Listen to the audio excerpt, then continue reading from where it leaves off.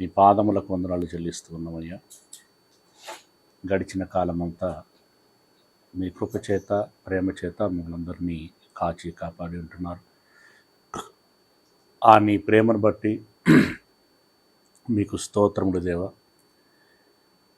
ఈ ఉదయకాల వేకువజామున మీ నామస్మరణ చేస్తూ మీ మాటలు వినుటకై మీ సన్నిధిలో మేము కూర్చొని ఉంటుండగా,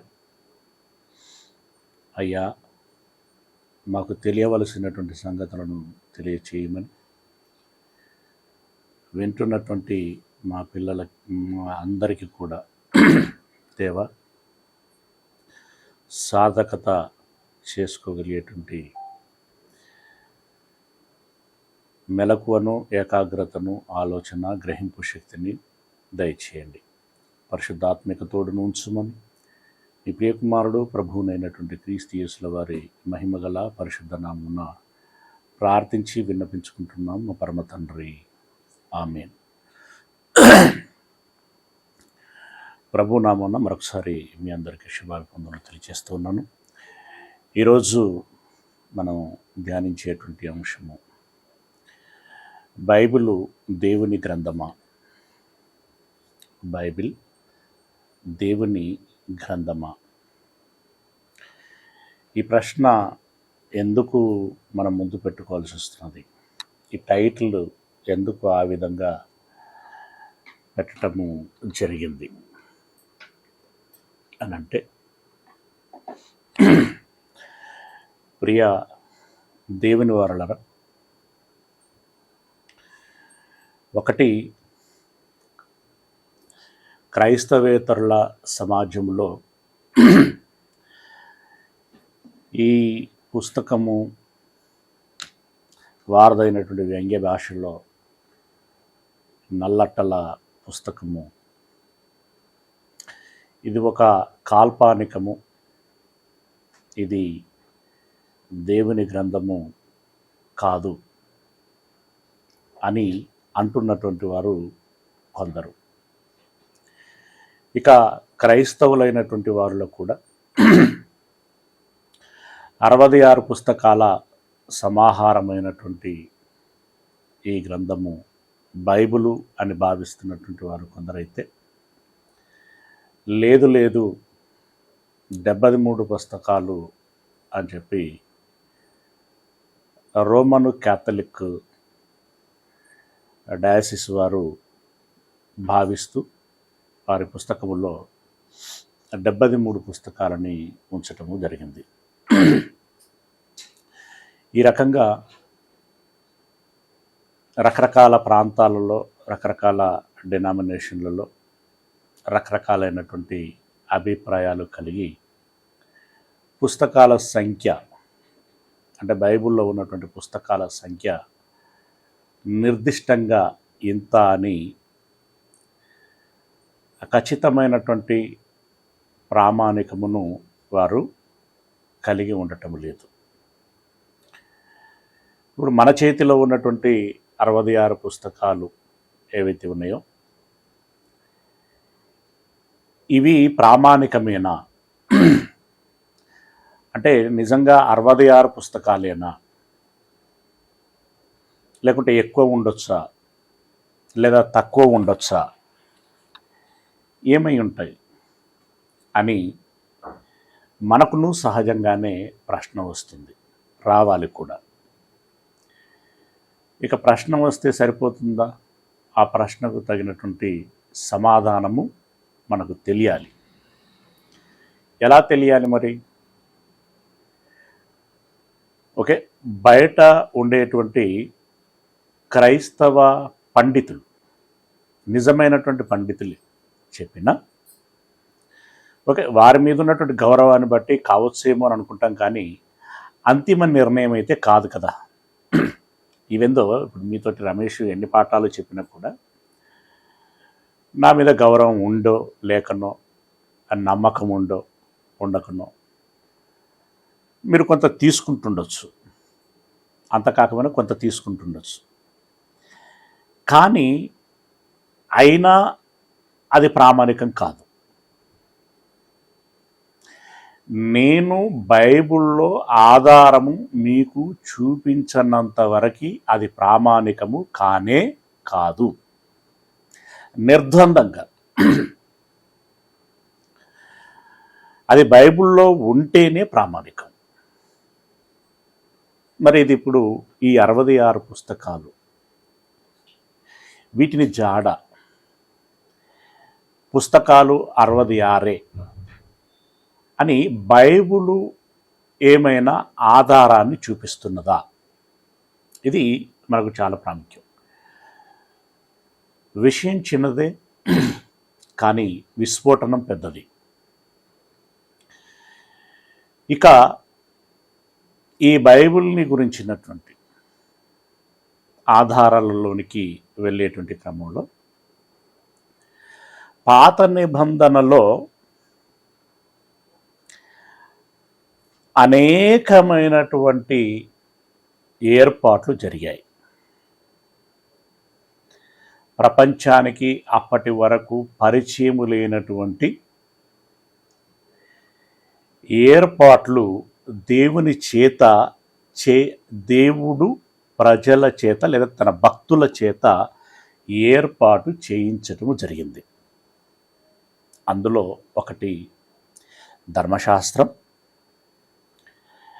రెండవది మందసం.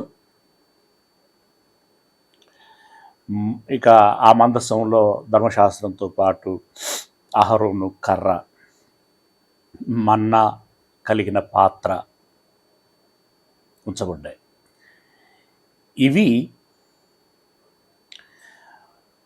ఒక గుడారములోని పరిశుద్ధ స్థలములో ఉంచబడ్డాయి. పరిశుద్ధ స్థలము. ఈ గుడారములో పరిశుద్ధ స్థలము అనేటువంటివి మళ్ళీ 2 ఉన్నాయి. 2 విభాగాలు ఉన్నాయి. ఒక గుడారములో మధ్యలో అడ్డతెర ఉంటుంది. ఈ అడ్డతెరకి వెనుక భాగమేమో అతి పరిశుద్ధ స్థలం. ఈ అడ్డతెరకి ముందు భాగము పరిశుద్ధ స్థలం. మేబీ మీరు ఇమాజినేషన్ చేసుకుంటున్నారనుకుంటున్నాను. ఓకే, మళ్ళీ ఎప్పుడైనా సందర్భం వచ్చినప్పుడు దీన్ని మళ్ళీ ఈ ఫోటో దీని ఉన్నట్లుగా మీకు చూపించేటువంటి ప్రయత్నం చేస్తాను. జస్ట్ ఒక చిన్న పాకండి, చిన్న పాకంటే పెద్ద పాకే అనుకోండి. దానికి ముందు ఒక ద్వారం. ఈ ద్వారము తెరుచుకొని లోపలికి పోగానే ఒక స్థలం. ద్వారము తెరుచుకొని కాలు మోపగానే ఉన్నటువంటి స్థలం పరిశుద్ధ స్థలం. అది కొంత స్పేస్. కొంచెం ముందుకెళ్ళగానే అడ్డము ఒక తెర ఉంటుంది. ఆ తెర దాటుకొని ఇంకా లోపలికి వెళితే అతి పరిశుద్ధ స్థలం.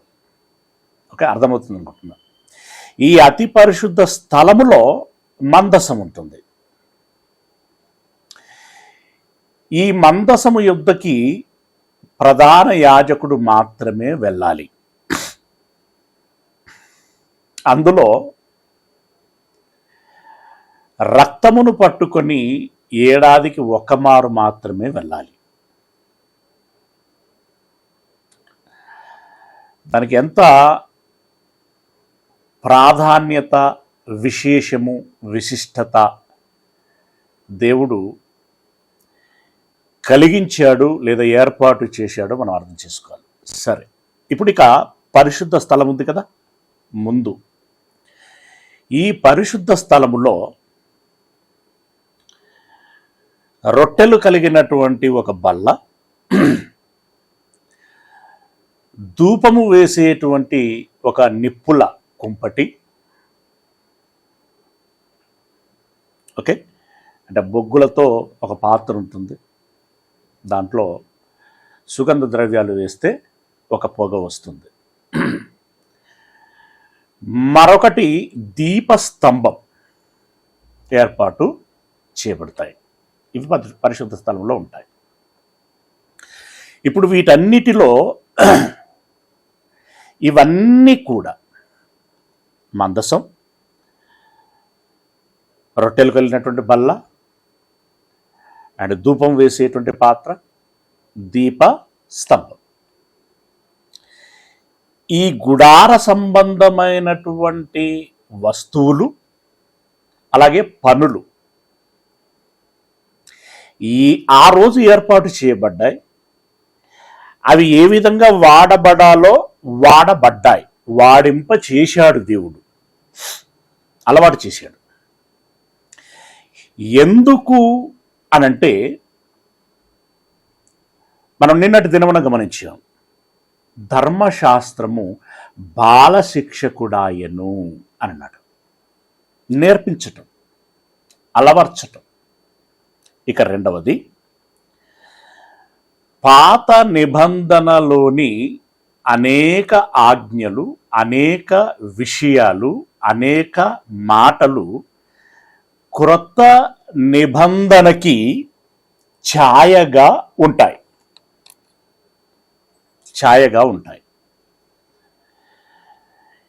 ఇలాంటి ఛాయలు ఎలా ఉన్నాయో ఒక్కసారి చెప్తున్నాడు. మనము హెబ్రీ పత్రిక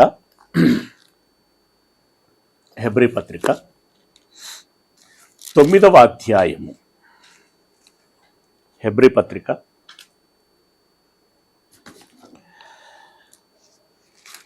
9వ అధ్యాయము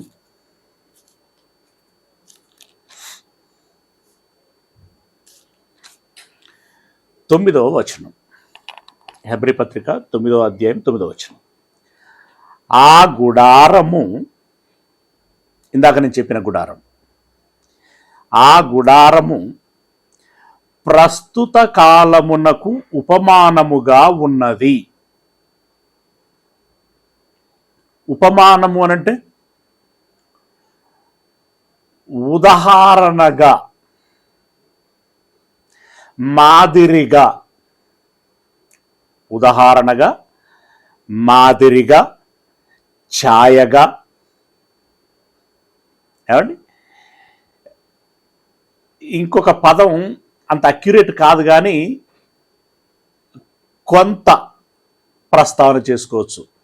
షాడో అని అంటాం కదా, నీడ. అది అక్యురేట్ కాదండి, జస్ట్ సిమిలారిటీ అంటున్నాను నేను. ఈ గుడారము ప్రస్తుత కాలమునకు ఉపమానముగా ఉన్నది. ప్రస్తుతము అనంటే క్రొత్త నిబంధన కాలానికి. ఎలా? ఈ ఉపమానమును బట్టి మనస్సాక్షి విషయములో ఆరాధకునికి సంపూర్ణ సిద్ధి కలగచేయలేని అర్పణలను, బలులను అర్పింపబడుచున్నవి. అంటే అప్పుడు అవి సంపూర్ణ స్థితిలో లేవు, కానీ సంపూర్ణమైనటువంటిది ఒకటి రాబోవుచున్నదని చూపించటానికి అది ఉపమానముగా ఉన్నది లేదా సాదృశ్యంగా ఉన్నది. రైట్?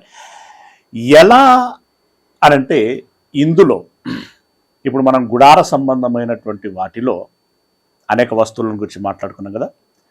అందులో ఒకటి దీపస్తంభమును గురించి ఈరోజు మనం ఆలోచిస్తున్నాం.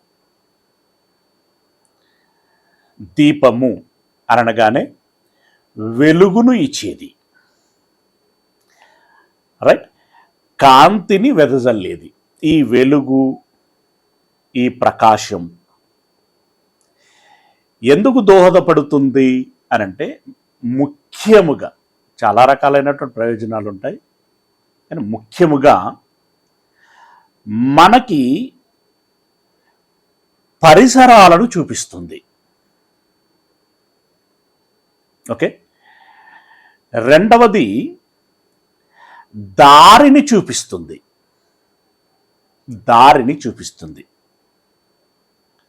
కనిపించని వాటిని కనిపించేటట్లుగా చేస్తుంది. త్రోవ తెలివిలాగున చేస్తుంది. ఇది కాంతికి ఉన్నటువంటి ప్రత్యేకమైనటువంటి లక్షణం. కాంతి లేనటువంటి లోకాన్ని ఊహించలేం, చాలా కష్టం. కాంతి లేకుండా మానవ మనుగడ జరగదు. కాంతి మనిషి జీవితానికి చాలా ప్రాముఖ్యమైనటువంటిది. ఇప్పుడు దీన్ని ఆత్మీయ అర్థములోనికి మనం మలచగలిగితే, ఇది ఇప్పుడు మామూలు జనరల్గా కాంతి ఏదైతే ఉంటుందో ఇది భౌతిక సంబంధమైనటువంటిది. భౌతిక నేత్రాలకి భౌతిక కాంతి అవసరం. ఇప్పుడు దీన్ని ఆత్మీయ అర్థములోనికి మారుస్తే,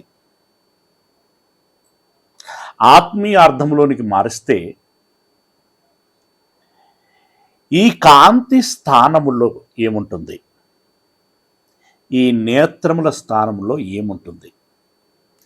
భౌతిక నేత్రములతో నూనెతో వెలిగించే లేదా విద్యుత్తుతో వెలిగించేటువంటి కాంతి అవసరం. పగలైతే సూర్యుడి కాంతి కదా, రైట్? మరి మనోనేత్రములు ఉంటాయి కదా, మనోనేత్రములు మనస్సుకు సంబంధించిన కళ్ళు. మరి వాటికి కూడా కనిపించాలి, వాటికి కూడా ఇదేంటి, ఇది ఎట్లా, ఇది ఎటు పోతుంది, ఈ త్రోవేంటి, ఇట్లాంటి సంగతులన్నీ తెలియాలి. దానికి ఆ మనోనేత్రములకు తెలియాలి అనంటే దానికి నీ కాంతి అవసరం, మరి ఈ కాంతి ఎలా వస్తుంది? ఈ కాంతి పేరు ఏమిటి?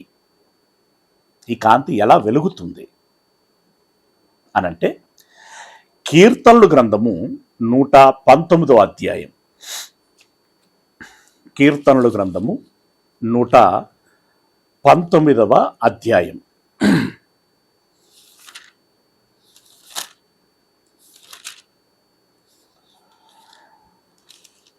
నూట 19వ అధ్యాయము 105వ వచనం. కీర్తనలు గ్రంథము 119:5వ వచనం. దావీదు గారు అంటున్నారు, నీ వాక్యము నా పాదములకు దీపమును నా త్రోవకు వెలుగునై ఉన్నది. పాదములకు దీపం అంటే నడవటానికి, త్రోవ నడవటానికి ఇది కాంతిగా ఉంటున్నది అని అన్నాడు. ఇప్పుడు దీన్ని మనం బాగా అన్వయించుకొని ఆలోచించేటువంటి ప్రయత్నం చేయాలి. ఏమండి, అమావాస్య రాత్రిలో ఈ బైబిల్ను చేత పట్టుకొని మీరు బాహ్యంగా, సరే ఇంటర్నల్గా గ్రామ వీధులలో కావచ్చు, పట్టణ వీధులలో కావచ్చు, లేదు అనంటే బాహ్యంగా ఒక అటవీ ప్రాంతంలో కావచ్చు, త్రోవలో తిన్నగా నడవగలరా?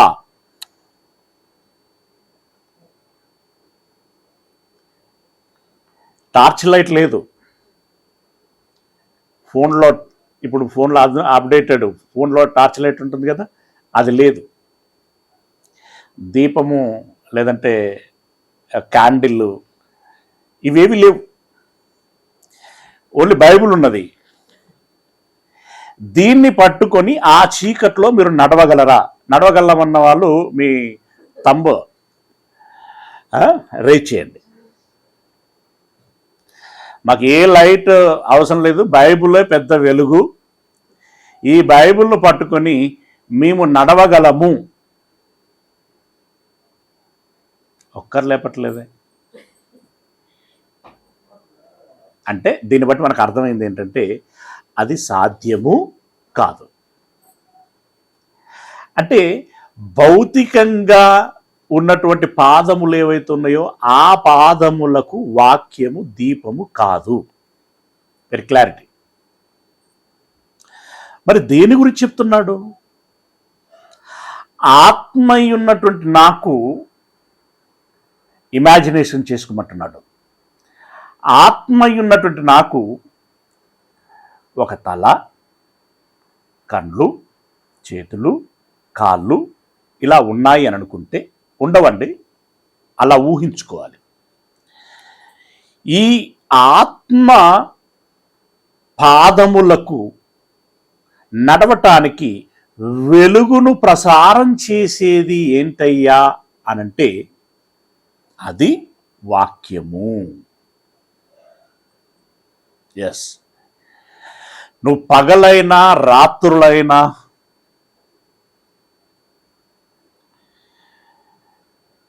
24/7 365 డేస్ ఎప్పుడైనా కూడా తొట్రుపడకుండా, దారి తప్పకుండా గమ్యమునే చూస్తూ నడవగలిగేటువంటి విధంగా దారిని చూపించగలిగేటువంటి కాంతి ఏదైనా ఉన్నది అనంటే అది వాక్యం, దేవుని మాట. దేవుని మాట, దేవుని మాటల సమాహారమే బైబిల్. ఇప్పుడు ఈ బైబిల్ గురించి దావీదు గారు ఆత్మీయ కోణములో చెప్తున్నాడు. నీ వాక్యము నా పాదములకు దీపమును, నా త్రోవకు వెలుగునై ఉన్నది. నా త్రోవకు వెలుగు అని అన్నాడు. Very good. ఇప్పుడు ఆత్మీయంగా మనం నడవాలి అంటే, ఇప్పుడు యేసయ్య నేనే మార్గమును అని అన్నాడు. ఇప్పుడు ఆ మార్గంలో నడవాలి కదా. మరి ఆ మార్గంలో నడవాలంటే మనకు కాంతి కావాలి. ఆ కాంతి ఏది ఇస్తుంది అనంటే వాక్యం ఇస్తుంది. వాక్యము అనగా బైబిల్. మరి ఈ బైబిల్లోనే ఇప్పుడు ఇందాక మనం ప్రశ్నించుకున్నటువంటి బైబిల్, ఇట్స్ ఓకే, బైబిలే, కానీ ఈ బైబిలేనా? ఇందాక చెప్పున్నాం కదా రకరకాల బైబిల్ ఉన్నాయి. 66 పుస్తకాలు కలిగినటువంటి బైబిలేనా? అప్పటి గుడార సంబంధమైనటువంటి విషయాలన్నీ ప్రస్తుత కాలమునకు అంటే క్రొత్త నిబంధన కాలమునకు ఉపమానముగా ఉన్నాయి, ఛాయగా ఉన్నాయి. మరి ఎలా అనంటే ఇక ఇప్పుడు ముఖ్య విషయంలోనికి వెళ్దాం, నేరుగా విషయంలోనికి వెళ్దాం. నిర్గమకాండము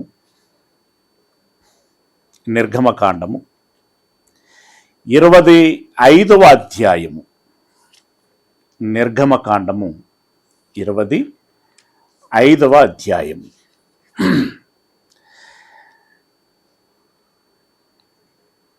కొంచెం కష్టంగా ఉంటుంది, అర్థమైన తర్వాత ఇంతేనా అనిపిస్తుంది. అంతే, అర్థం చేసుకునేటప్పుడు కొంచెం కష్టంగా అనిపిస్తుంది, అర్థమైన తర్వాత ఓహో ఇంతేనా అని అనిపిస్తుంది. ఎస్, ఏదైనా అంతే కదా. తెలియనంత వరకు అదో గందరగోళం, తెలిసిన తర్వాత వెరీ క్లియర్ అనిపిస్తూ ఉంటుంది. It's okay.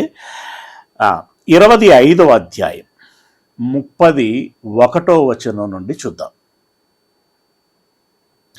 ఇక్కడ దేవుడు దేన్ని గురించి చెప్పాడు అనంటే, ఇప్పుడు మోషే గారికి గుడారమును వేయుము అని చెప్పి అనేక విషయాలు చెప్పుకుంటూ వచ్చాడు. ఇందాక గుడారం ఎక్కడ వేయాలి, ఏ విధంగా వేయాలి, దానికి ఏ ఏ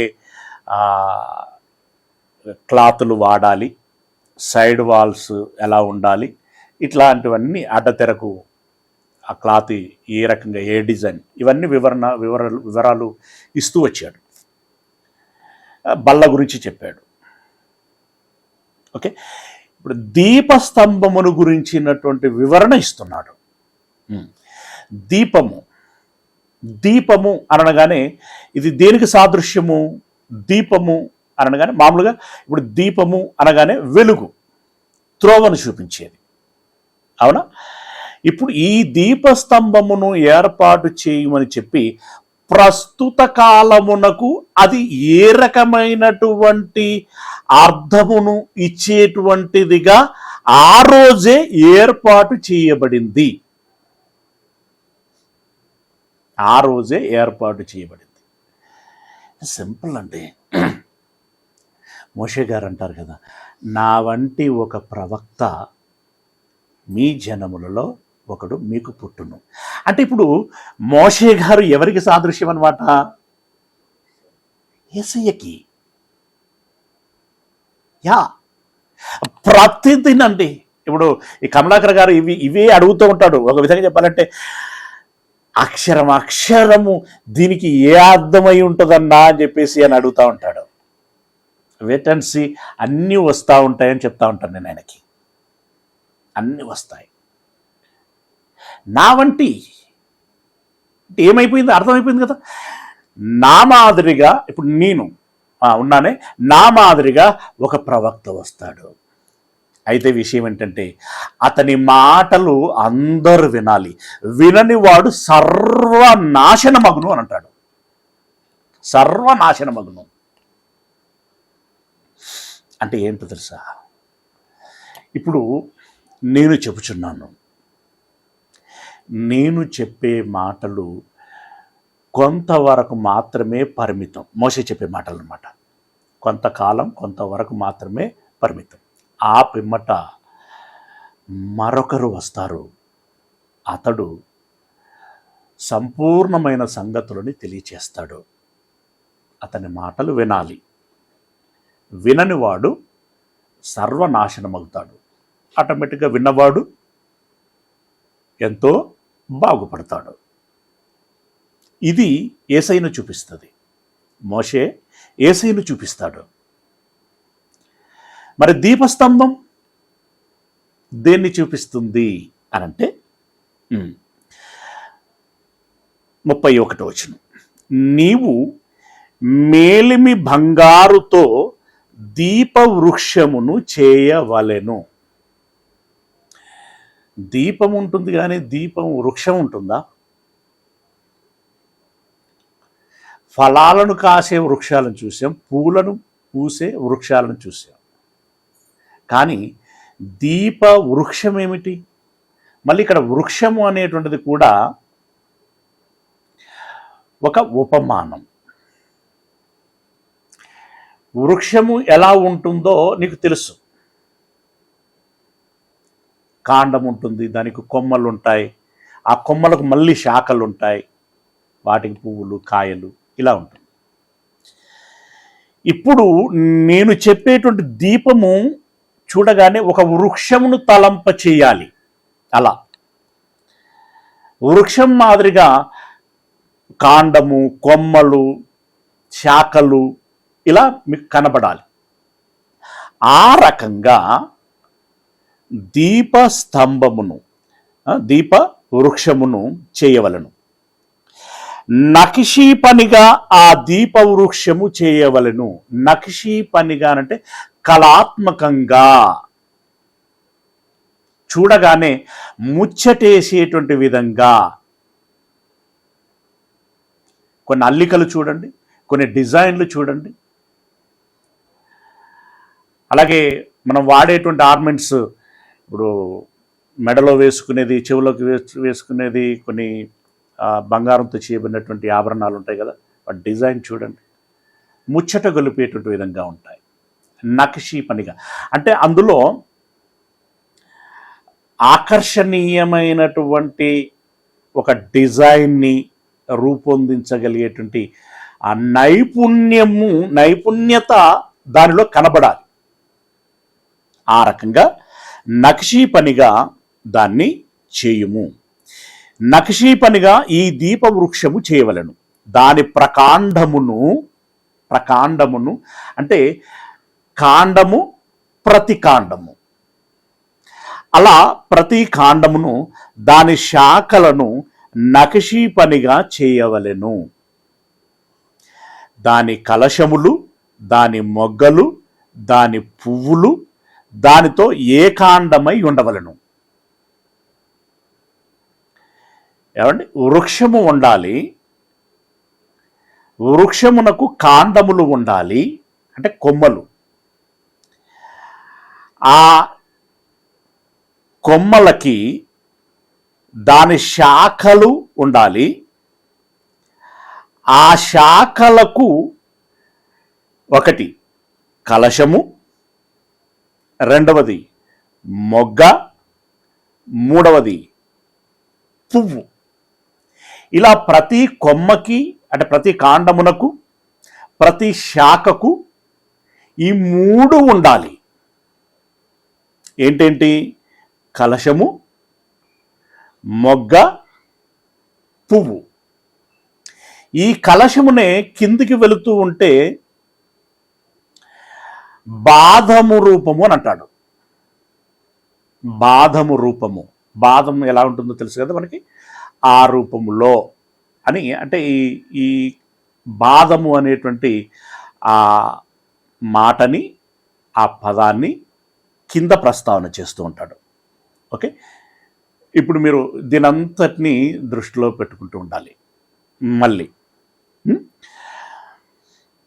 దాని కలశములు, దాని మొగ్గలు, దాని పువ్వులు దానితో ఏకాండమై ఉండవలను. దీపవృక్షము యొక్క ఒక ప్రక్క నుండి 3 కొమ్మలు, దీపవృక్షము యొక్క రెండవ ప్రక్క నుండి 3 కొమ్మలు, అనగా దాని ప్రక్కల నుండి 6 కొమ్మలు నిగుడవలెను. ఈ వృక్షానికట ఎడమవైపు 3 కొమ్మలు ఉండాలట. పంగలు అంటాం కదా మామూలుగా మనం వాడుకలో, రైట్? ఎడమవైపు 3 కొమ్మలు ఉండాలి, కుడివైపు 3 కొమ్మలు ఉండాలి. ఇలా వెళ్ళాలి. వృక్షం కూడా అలాగే ఉంటుంది కదండి. అలా వెళ్ళాలి.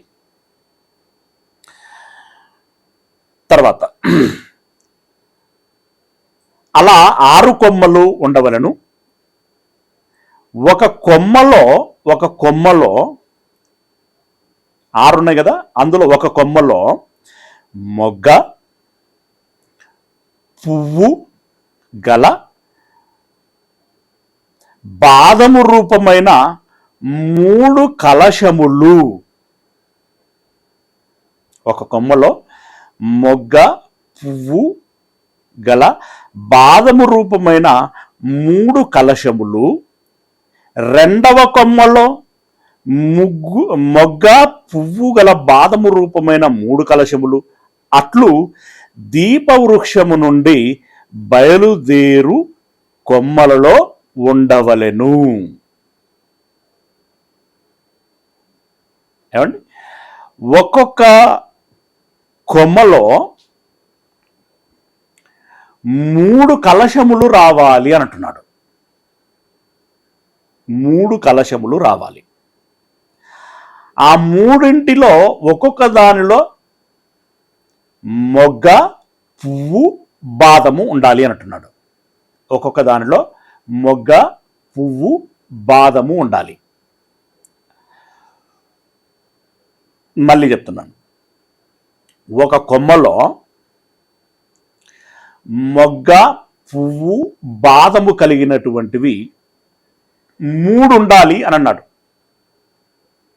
3 ఉండాలి.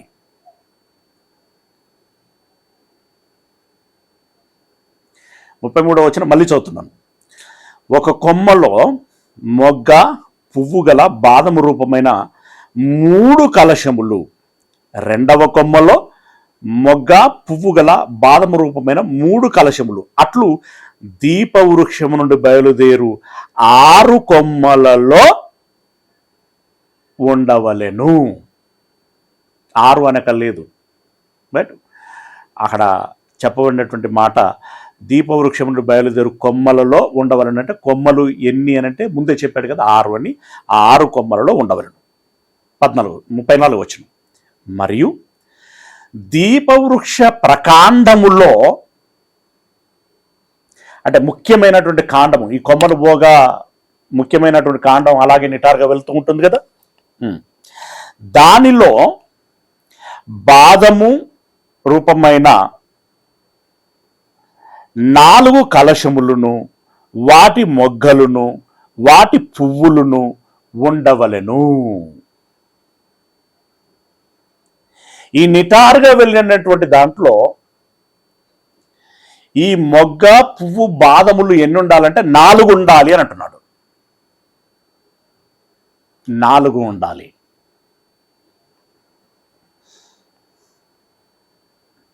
ఓకే, ఇది మేబీ మీకు అర్థమైంది అనుకుంటున్నాను. అర్థమైన వాళ్ళు మీ తంబ్ ఇంప్రెషన్ చూపించండి.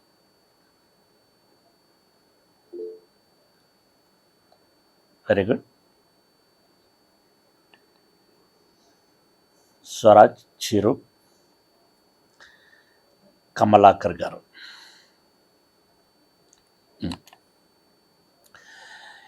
ఇది నేను పురాతన కాలంలో చెప్పాను పాఠం. ఇంకెవరైనా చెప్పి ఉండొచ్చు. ఇది వరకు మీరు విన్నటువంటి దానిని బట్టి ఇప్పుడు మళ్ళీ రిపీట్ అయింది కనుక అర్థమైంది అని అంటున్నారా, లేదా ఇప్పుడు వినుటను బట్టే అర్థమైంది అని అంటున్నారా? ఎవరో ఒకరు మాట్లాడితే అర్థమవుతుంది, మళ్ళీ తంబు ఇంప్రెషన్ అంటే అర్థం.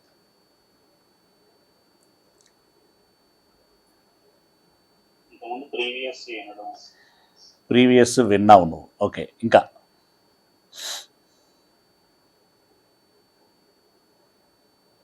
దీపిక ఏదో హ్యాండ్ పాత హ్యాండ్ కొత్త హ్యాండ్ అది. Okay, right. అర్థమైంది అని అన్నారు. స్వరాజ్ అన్నాడు, దీపిక అన్నది, కమలాకర్ అని అన్నాడు. కమలాకర్ అన్నాడు, సరే చిరంజీవి అన్నాడు. చిరంజీవి ఎలా అర్థమైందో చెప్పాడు. సరే, మీకు అర్థమైతే మళ్ళీ ఒకసారి అర్థం చేసుకునే ప్రయత్నం చేయండి. ఇప్పుడు వాక్యం చదవటం బట్టి మీరు ఏదైతే ఇమాజినేషన్ చేసుకున్నారో దాన్ని ఒక్కసారి, అంటే ఇప్పుడు నాకు కూడా అర్థమైనటువంటి దాన్ని బొమ్మ రూపంలో పెట్టాను. ఓకే, దానిని మీరు ఒకసారి చూసి అర్థం చేసుకునేటువంటి ప్రయత్నం చేయండి. ఓకేనా?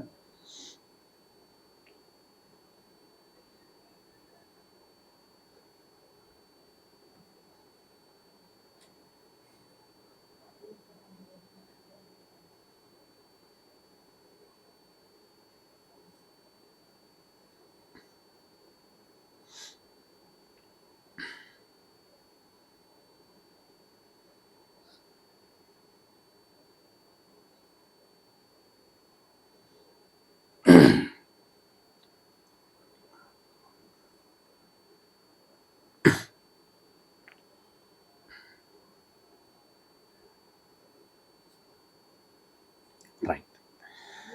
సరే, ఇది రఫ్గా వేసినటువంటి బొమ్మ. ఓకే, ఈ బొమ్మలో సరే ఇది బేస్ లేదా కాండము వేర్లతో పాతుకుపోయినటువంటి, అంటే చెట్టు యొక్క కాండము వేర్లతో పాతుకుపోయినటువంటి ఏరియా అనుకోవచ్చు. యాక్చువల్లీ ఇక్కడ దీపవృక్షం కాబట్టి స్టాండ్ అన్నమాట. ఇప్పుడు ఈ కాండము, దీని బైబిల్లో ప్రకాండము అని అన్నాడు. Okay, right. ఈ కాండములో ఎడమవైపున 3 కొమ్మలు, కుడివైపున 3 కొమ్మలు అన్నాడు. ఇదో ఇదొకటి, ఇదొకటి, 3, 1 2 3, అలాగే 1 2 3. ఓకేనా? రైట్. ఈ 3 కొమ్మలలో ఒక కొమ్మకు 3 బాదములు, రైట్, 3 పువ్వులు, రైట్, 3 మొగ్గలు కలిగినవి ఒక కొమ్మలో ఉండాలి అని అన్నాడు.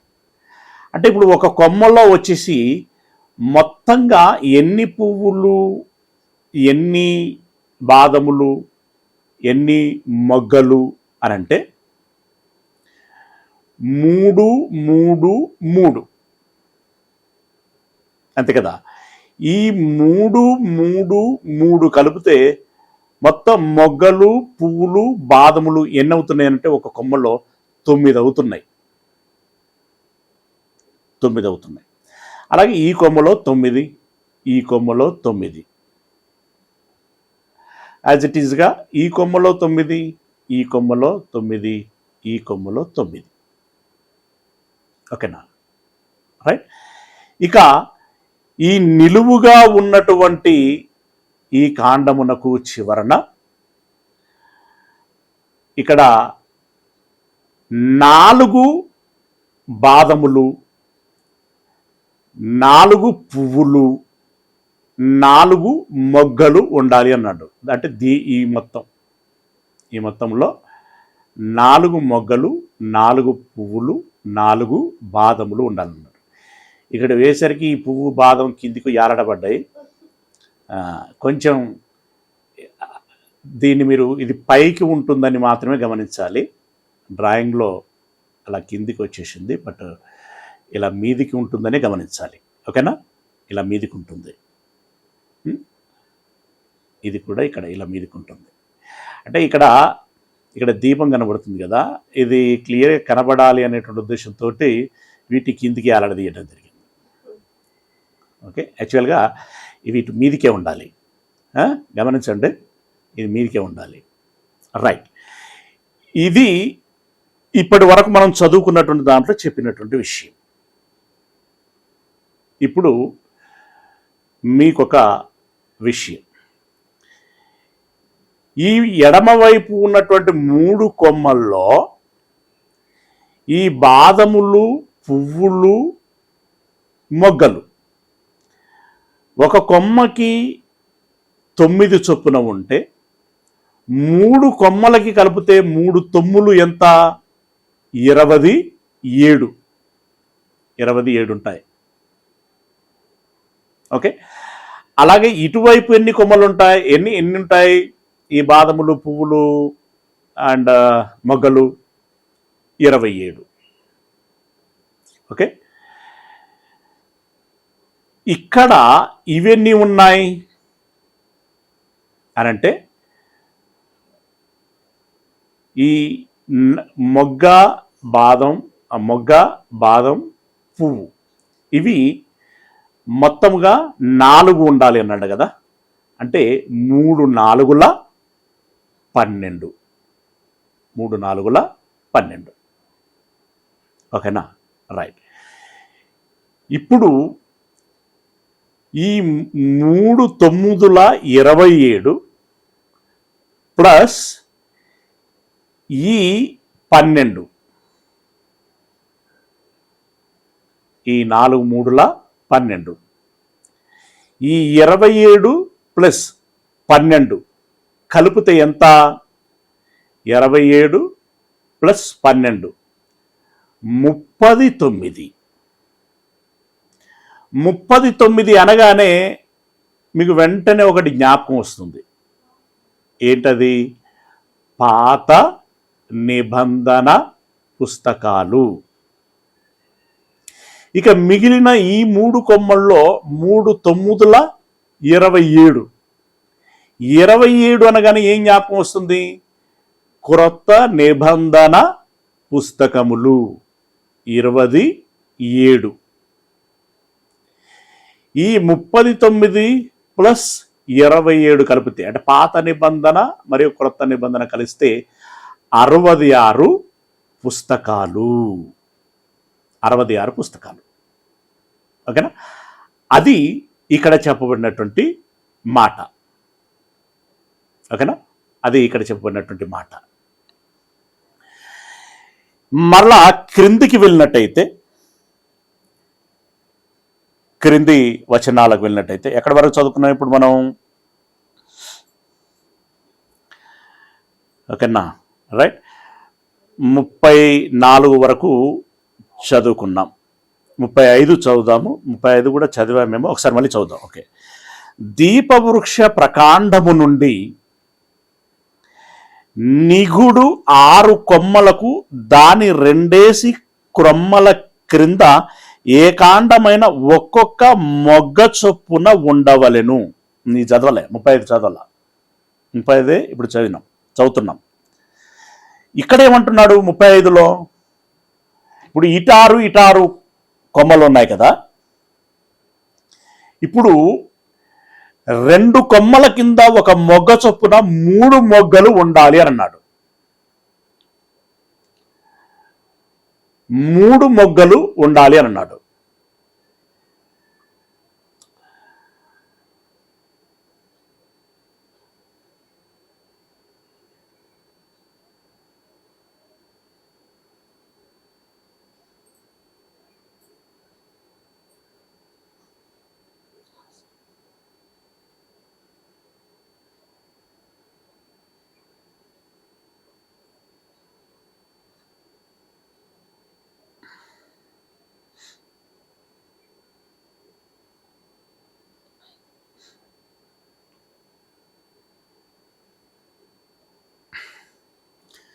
ఇదిగో ఇప్పుడు ఇటు 3 కొమ్మలు, ఇటు 3 కొమ్మలు ఉన్నాయి కదా.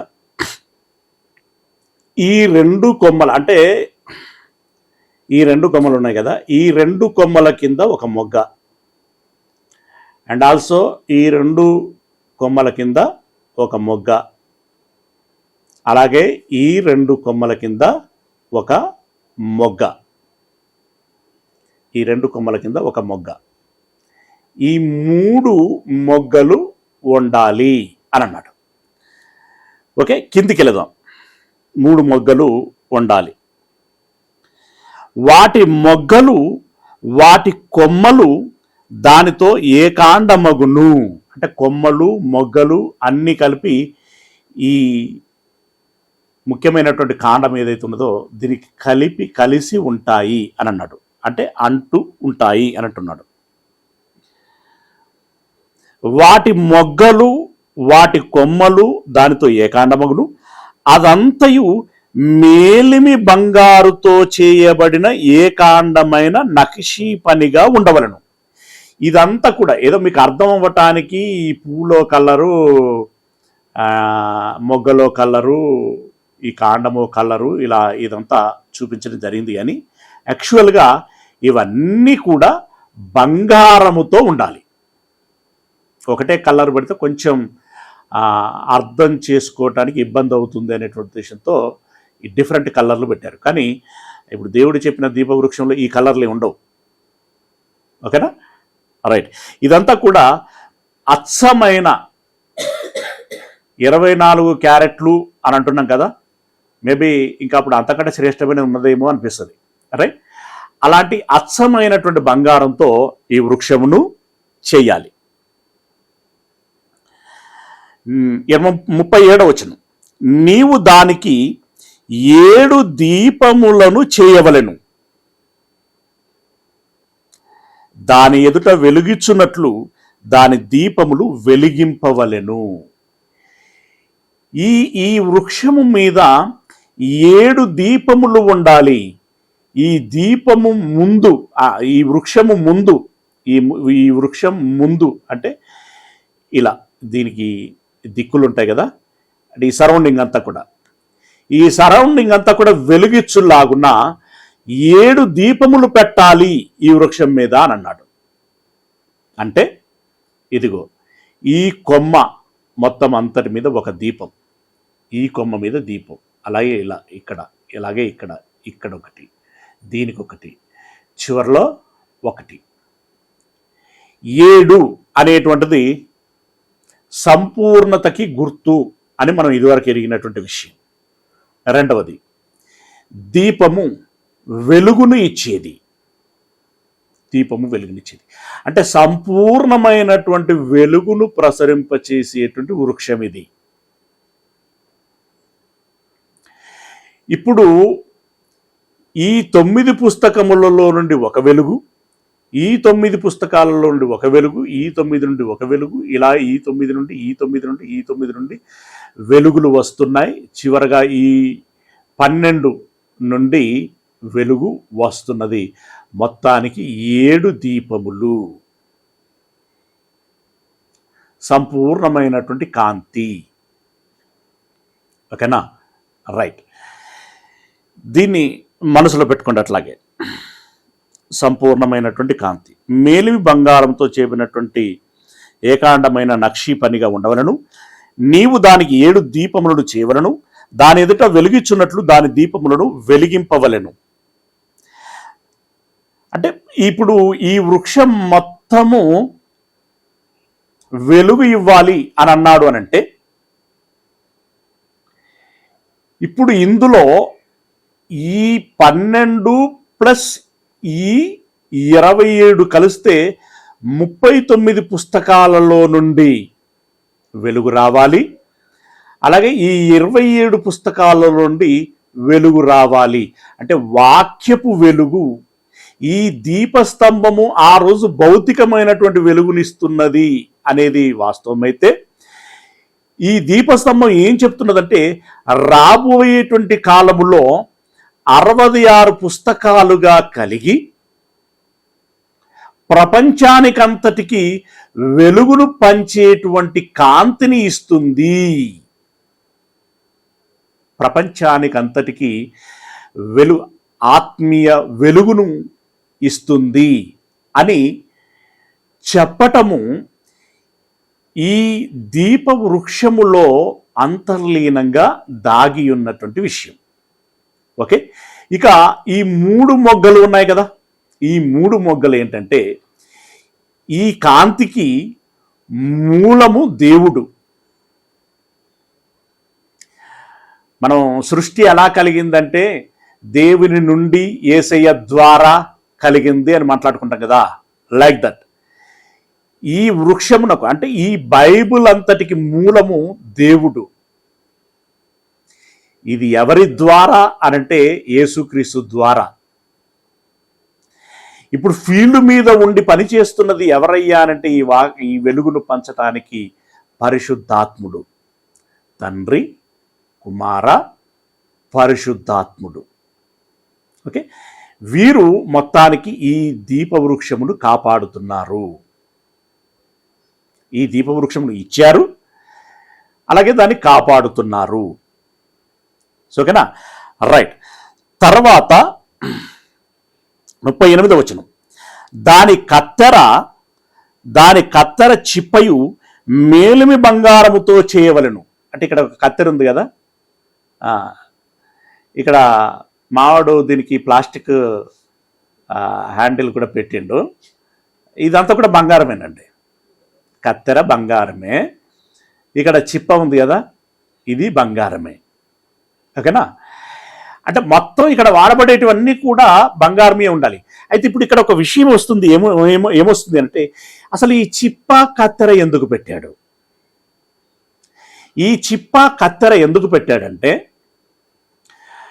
దేవుడు మొదటగా వాక్యమును ఇచ్చి వ్రాయించేటప్పుడు 66 అని ఫిక్స్ చేసి ముందే ఇవ్వలేదు. ఇప్పుడు పౌలు గారు 13 పత్రికలు రాశాడు అనుకుంటాం, బట్ 13 పత్రికలే రాయలేదు, ఇంకా అదనంగా కూడా రాశాడు. అయితే రాయబడినటువంటి దానిలో ఏమంటాడు అంటే, ఇప్పుడు లవొదికయ అనేటువంటి ఒక సంఘం ఉంది కదా, దానికి ఒక పత్రిక రాశాడు. ఇప్పుడు కొలస్సీలకు రాసినటువంటి పత్రిక అని ఉంటుంది, కానీ లవొదికీయులకు రాసినటువంటి పత్రిక అని మనకు ఎక్కడ కనబడదు. కానీ ఈ కొలస్సీలకు పత్రిక రాస్తే ఏమన్నాడంటే, మీకు రాసిన పత్రికను లవొదికీయులకి పంపించండి, వాళ్ళు చదువుకుంటారు. అలాగే లవొదికీయులకి రాసినటువంటి పత్రికను మీరు తెప్పించుకొని చదువుకోండి అని అంటాడు. అలా మనం గమనిస్తే ఏంటంటే, కొన్ని అదనంగా రాయబడ్డాయి, రాయబడినటువంటి విషయాలు అయితే అదనంగా రాయబడినటువంటి ఆ పత్రికలు కానివ్వండి, పుస్తకాలు కానివ్వండి, వాటిలో ఉన్నటువంటి సంగతులు ఈ 66 పుస్తకాలలో ఉన్నటువంటి మిగిలిన పుస్తకాలలో ఎక్కడో ఒక దగ్గర అవి మిళితమై ఉన్నవి, ఇందులో ప్రస్తావించబడినవే. ఇందులో ఒక మాట, అందులో ఒక మాట, అందులో ఒక మాట, ఇంకొక అతనొక పుస్తకము, ఇంకో 2వ పుస్తకం, 3వ పుస్తకం, అట్లా ఉండి అవన్నీ ఇందులో ఉన్నాయి. కాబట్టి మళ్ళీ ఉన్న పుస్తకమే ఇంకొకటి ఎందుకు అనేటువంటి దృక్పథంతో ఏం చేశాడు అంటే, ఈ కత్తెర తీసుకొని ఆ ఎక్స్ట్రాగా ఉన్నటువంటి వాటిని కత్తిరించి ఎక్కడో పడేయకుండా ఈ చిప్పలో పెట్టాడు. మేబీ మనం మరణించి వెళ్ళిన తర్వాత చూపెడతాడేమో. రైట్, అంటే ఈ కత్తెర దేనికి సింబాలిక్ అంటే, ఎక్స్ట్రాగా ఉన్నటువంటి వాటిని తీసేయటం. చిప్ప దేనికి ఇక్కడ సాదృశ్యం అంటే ఆ కత్తిరించబడినటువంటి వాటిని ఇందులో వేయటము అని దీని యొక్క ఉద్దేశం. రైట్, ఇలా ఇవన్నీ కూడా బంగారంతో చేయబడ్డాయి. 39వ వచనం, ఆ ఉపకరణములన్నీ అంటే ఈ దీపవృక్షం, ఈ చిప్ప, ఈ కత్తెర, దీని రిలేటెడ్ ఇవన్నీ కూడా 40 వీసెల మేలిమి బంగారముతో చేయవలయును అని అన్నాడు. 40 వీసెల అంటే లైక్ దట్ మనం తులములు అన్నట్టుగా అదొక వీసా అనేటువంటిది ఒక లెక్క. ఇలా 40 వీసలు. ఈ 40 అనేటువంటిది దేన్ని చూపిస్తుంది అనంటే 40 మంది రచయితలను చూపిస్తుంది. ఒక్కొక్క పుస్తకం ఒక్కొక్కరి ద్వారా రాయబడింది కదా, ఒక్కొక్క పుస్తకం ఒక్కొక్కరి ద్వారా రాయబడింది. అంటే ఒకరు 2-3 కూడా రాశారు. అలా మొత్తానికి 40 మంది రచయితల చేత ఈ కంప్లీట్ 66 పుస్తకాలు లిఖితము అయ్యాయి, పూర్తి చేయబడ్డాయి. ఈ 40 మందితో ఈ 66 పుస్తకాలు రాయబడ్డాయి అని చెప్పటానికి దీనికంతటికీ ఎంత బంగారం వాడాలి అని అన్నాడు అనంటే 40 వీసల బంగారమును వాడాలి అని చెప్పటం. దాని యొక్క ఉద్దేశం ఏంటంటే ఈ 40 వీసల బంగారంతో మొత్తం ఈ దీపవృక్షం మొత్తం ఏర్పడింది. 40 వీసల బంగారంతో ఈ దీపవృక్షం మొత్తం ఏర్పడింది. అంటే ఈ 40 మంది రచయితల చేతనే ఈ 66 పుస్తకాలు మొత్తం రాయబడ్డాయి అని చెప్పటం దాని ఉద్దేశం. ఓకేనా, రైట్. అలా 40 వీసల బంగారముతోటి ఇదిగో ఈ దీపవృక్షం మొత్తము ఏర్పాటు చేయబడింది. ఓకేనా, రైట్. Coming to back. ఇక 40వ వచనములో కొండ మీద నీకు కనపరచబడిన వాటి రూపము చొప్పున వాటిని చేయుటకు జాగ్రత్త పడుము అని అన్నాడు. అంటే నేను చెప్పింది చెప్పినట్టుగా చేయుము అని అన్నాడు. రైట్. ఇప్పుడు దీనితో కంప్లీట్ స్ట్రక్చరు మనకు వచ్చింది. ఆనాడు ఒక బాదము, ఒక మొగ్గ, ఒక పువ్వు, అంటే మొగ్గ ముందుగా వచ్చేది, పువ్వు నెక్స్ట్ స్టేజీ, బాదం అంటే కాయ లేదా ఫలం అన్నమాట, లేదా విత్తనం. మొగ్గ, పువ్వు, కాయ, మొగ్గ, పువ్వు, కాయ. అంటే ఇవి కూడా దేన్ని సూచిస్తూ ఉంటాయంటే వర్తమాన కాలం, ఇదిగో సమీపకాలం, అంత్యకాలం. వర్తమాన కాలం, సమీపకాలం, ఆ చివరి కాలం, వీటిని సూచిస్తూ ఉంటుంది. అంతే కదా. ఈ పువ్వు ఇప్పుడు మొగ్గ ఉన్నది అని అంటే సాయంత్రానికో రేపటికో పూయబోతుంది. ఆ పూసింది అని అంటే ఇంకా 2 రోజులకో 3 రోజులకో అది కాయబోతుంది అనేటువంటి విధంగా. ఇప్పుడు ఈ పుస్తకాలు వచ్చినటువంటి క్రమం కూడా మనకు అలాగే కనబడుతూ ఉంటుంది. అన్నీ ఒకసారి రాలేదు కదా, అన్నీ ఒకసారి మొగ్గలు కాదు, అన్నీ ఒకసారి పువ్వులు కాదు, అన్నీ ఒకసారే కాయలు కాదు. అలా ఒక క్రమములో వచ్చాయి. ఇప్పుడు ఇవన్నీ 66 పుస్తకాలను సూచిస్తూ ఉన్నది. దీన్ని బట్టి ఆ రోజు దీప వృక్షము భౌతికమైనటువంటి వెలుగును సూచిస్తే అది ఈనాటి కాలమునకు ఛాయగా ఉండి, ఉపమానముగా ఉండి, ప్రపంచానికంతటికీ ఆత్మీయ వెలుగును పంచుతుంది అని చెప్పులాగున ఆ వృక్షమును, దీపవృక్షమును అక్కడ ఏర్పాటు చేశాడు. ఆ 66 మొగ్గలు, పువ్వులు, బాదములు ఏవైతే ఉన్నాయో అవే ఈ 66 పుస్తకాలు. గనుక బైబిల్లో 66 పుస్తకాలేనా, ఇంకెక్కువ ఉన్నాయా, తక్కువ ఉండే అవకాశం ఉందా అని అంటే లేదు, 66 ఉండాలి. దేవుడు తన చిత్తమును బట్టి కాలక్రమంలో బైబిలు మొదటి నుండి రాయబడిన తర్వాత రాళ్ల మీద రాయబడ్డాయి, ఆకుల మీద రాయబడ్డాయి, బెరడుల మీద రాయబడ్డాయి, తోలు మీద రాయబడ్డాయి. అవునా? ఇన్ని విధాలుగా రాయబడినటువంటి వాటిని చూడండి, రాయబడటం ఒక ఎత్తు అయితే వాటిని భద్రపరచటం మరొక సవాల్. ఇంత సుదీర్ఘకాలం వాటిని భద్రపరిచారు. తేమ వస్తుంది, బూజు వస్తుంది, చెదలు పడుతుంది, దొంగలు ఎత్తుకెళ్తారు. బైబిల్ మీద ఎన్నో రకాలైన దాడులు జరిగాయి, కాల్చివేశారు,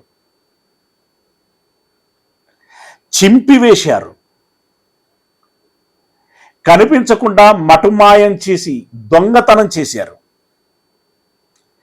దీని మీద రాజులు సహితం దాడి చేశారు, మతోన్మాదులు దాడి చేస్తూ వచ్చారు. ఎన్నో రకాలుగా బైబిల్ హింసించబడింది. ఎన్నో రకాలుగా బైబిల్ని త్రొక్కేయాలని చూశారు, ఎన్నో రకాలుగా నాశనం చేయాలని చూశారు. ఇన్ని ప్రభావాలను తట్టుకొని ఇంచుమించు 3500 సంవత్సరాల పైచిలుకు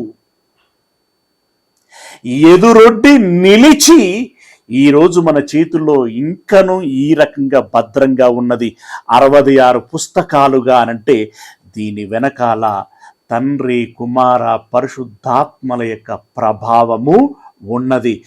వారు ప్రమేయము చేసుకొని దాన్ని కాచి కాపాడుతూ వచ్చారు గనుక ఈరోజు బైబిల్ మన చేతిలో ఉంది. ఇంతమంది దాడి చేసిన అది నిలవగలిగింది అనంటే ఇది దేవుడు ఏర్పాటు చేసింది కాబట్టి. 66 పుస్తకాలుగా ఉన్నది అనంటే అలా ఉండాలని దేవుడు నిర్ణయించాడు కాబట్టి. కావున ఈరోజు మన చేతుల్లో ఉన్నటువంటి 66 పుస్తకాల సమాహారమైనటువంటి బైబిల్ దేవుని సంకల్పములో ఏర్పాటు చేయబడినటువంటి బైబిల్ కాబట్టి దీని గురించి మనం సంశయించాల్సినటువంటి అవసరం లేదు, శంకించాల్సినటువంటి అవసరం లేదు. ఏ అనుమానం లేకుండా నిబ్బరంగా ఇందులో ఉన్నటువంటి ప్రతి పుస్తకము, ప్రతి మాట యొక్క భావాన్ని మనం అర్థం చేసుకునేటువంటి ప్రయత్నం చేసి అన్వయించుకొని జీవించగలిగితే ఆ రోజు ఆ దీపం భౌతిక బ్రతుకును ఇచ్చింది. ఈరోజు ఈ దీపములు 7 దీపములు అంటే సంపూర్ణ కాంతి అని చెప్తున్నాం కదా, దీంట్లో నుండి సంపూర్ణ కాంతి వస్తుంది, సంపూర్ణ కాంతి వస్తుంది. ఈ కాంతిలో గనక మనం నిలిచి నడవగలిగితే ఆత్మీయ బ్రతుకు వస్తుంది, శాశ్వతమైనటువంటి బ్రతుకు వస్తుంది, శాశ్వతమైనటువంటి గమ్యమునకు చేరగలుగుతాం. క్రీస్తు మార్గములో నడుచులాగున ఆ మార్గమును ఈ బైబిల్ మనకి చూపిస్తుంది, కనపరుస్తుంది. అలా మార్గములో నడిచి ఇక చెప్పుకున్నాం కదా, నిత్య జీవము, పరలోక స్వాస్థ్యము, ఆ ఎప్పుడు ఉండేటువంటి సంతోషము, సమాధానము, సంతృప్తి మనము పొందుకోగలుగుతాం. అలా గమ్యమునకు చేర్చే సాధనమే ఇదిగో ఈ బలమైనటువంటి దీప వృక్షం. దీని పేరు మరొక పేరు ఏం పెట్టవచ్చు? దీప వృక్షం. జీవ జలములు అన్నాం, జీవ ఆహారములు అన్నాం, అలాగే జీవ వృక్షం. This is the Bible, this is the Bible of the God. ఓకేనా? ప్రార్థన చేసుకుందాం. సర్వోన్నతుడైనటువంటి మా దేవుడా, మీ పాదములకు వందనాలు చెల్లిస్తున్నాం మా పరమ తండ్రి. ఇప్పటి వరకు మీ మాటల్ని ధ్యానించాం. విన్న మాటలు చక్కగా మాకు అర్థము అయి దాన్ని మేము అన్వయించుకొని ఆ ఫలమును ఆ జీవితమును మేము పొందుకోగలిగేటువంటి కృపను మాకు అనుగ్రహించమని వేడుకుంటున్నాం. అయ్యా, ఏ మాట వ్యర్థం కాకుండా ప్రతిదిని మాలో ఫలింపచేయండి. మమ్మలను మీ చేతులకు అప్పగించుకుంటున్నాం. మాకు తోడై ఉండండి. మీ పిల్లల కుటుంబాలకి తోడై ఉండండి. వారికి కావలసిన ప్రతి విధమైనటువంటి ఆశీర్వాదమును దయచేయండి. ఎవరెవరు ఏం కోరుకుంటున్నారో మీకు తెలుసు తండ్రి. సమ్మతమైనటువంటి ప్రతి కోరికను మీరు తీర్చండి. అదేవిధంగా మా భవిష్యత్తు కాలానికి అనగా ఆత్మ సంబంధమైనటువంటి ప్రతి మేలును మాకు అనుగ్రహించమని వేడుకుంటున్నాం. ఇదిగో ఈ దినపు పనులలో మీ పిల్లలు ఏ ఏ పనులలో ఉండబోచున్నారు, ఆ పనులలో తోడై ఉండండి. ప్రయాణములలో తోడై ఉండండి. మొత్తమునకు క్షేమాన్ని దయచేయమని మమ్మల్ని అందరినీ మీ చేతులకు అప్పగించుకుంటూ మీ ప్రియకుమారుడు ప్రభువునైనటువంటి క్రీస్తు యేసుల వారి మహిమగల పరిశుద్ధ నామమున ప్రార్థించి విన్నపించుకుంటున్నాము పరమ తండ్రి. ఆమేన్. మన కన్న తండ్రి అయినటువంటి దేవుని ప్రేమ, ప్రభు అయినటువంటి యేసుక్రీస్తు వారి యొక్క కృపారక్షణ, పరిశుద్ధాత్మిక అన్యోన్య సహవాసము, సహాయం ఈ కాన్ఫరెన్స్లో ఉన్నటువంటి ప్రతి బిడ్డకిని దేవుడు నా ఆత్మీయ జీవితానికి ఏ కాంతినైతే ఇచ్చాడో ఆ కాంతిని ఉపయోగించుకొని ఆ మార్గములో నడిచి గమ్యమునకు చేరి నిత్య జీవాన్ని పొందుకోవాలని ప్రయత్నం చేసేటువంటి ప్రతి బిడ్డకి తన ప్రయత్నం అంతటిలో ఎల్లకాలము తోడై ఉండును గాక. ఆమేన్. అందరికీ వందనాలండి. రైట్.